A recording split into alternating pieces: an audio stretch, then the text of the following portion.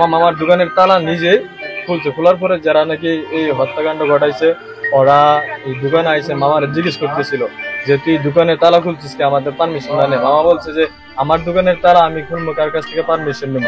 তখনই এই যে যারা নাকি মূলত আসামি টিটু আর অনেকগুলো নাম আমি বলতে পারি না, ওনার কাছ থেকে একজন লোক মামার থাবা দিয়ে ধইরা দোকান থেকে অফিস থেকে বের করে নিয়েছে। ওইখান থেকে মারতে মারতে আপনার 3 নাম্বার রোড মিডফুট 3 নাম্বার যে মেন গেটের ভিতরে নিয়ে মামার মারধর করছে। এবং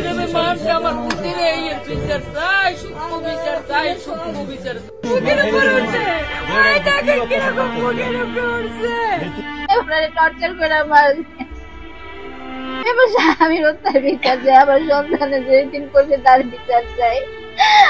আমি যাই আমার স্বামীর এরকম করছে আমি তার ফাঁসি চাই। আমার যারা বিধবা করছে আমি তার সেটা মতন দেয় 2 লাখ করে ওনারে জানি দেয়।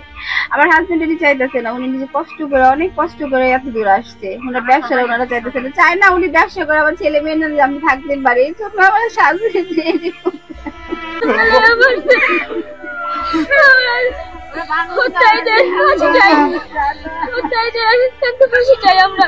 আমাদের এতিম বানাইছে। আমরা এখন কোথায় যাবো? আমার বাবাকে নিষ্ঠুর ভাবে মারছে। আমার বাবার আমার বাবার এই ব্যবসার জন্য মায়া ফেলাইছে। আমার বাবার দোকানটা দেয় না জন্য আমার বাবার থেকে চাঁদা চাইছে। আমার বাবা বলছে আমি এত কষ্ট করে এই করছি আমার সন্তানের জন্য, আমি তোদের কেন দিব? সেই জন্য আমার বাবা কিরকম আছে যে 2 লাখ টাকা মাসে চাঁদা দেব, আর এই ব্যবসাটা হেরা নিব হেরার আন্ডারে।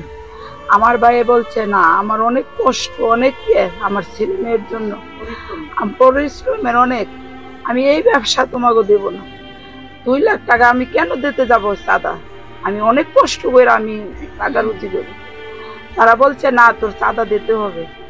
তারপর আমার ভাইয়ের দিচ্ছে না দেখে আমার ভাইয়ের দোকানে তালা লাগায় পরে আমার বাইরে একটা লোকের ডাক দিয়ে আনে তালা খুলবার জন্য।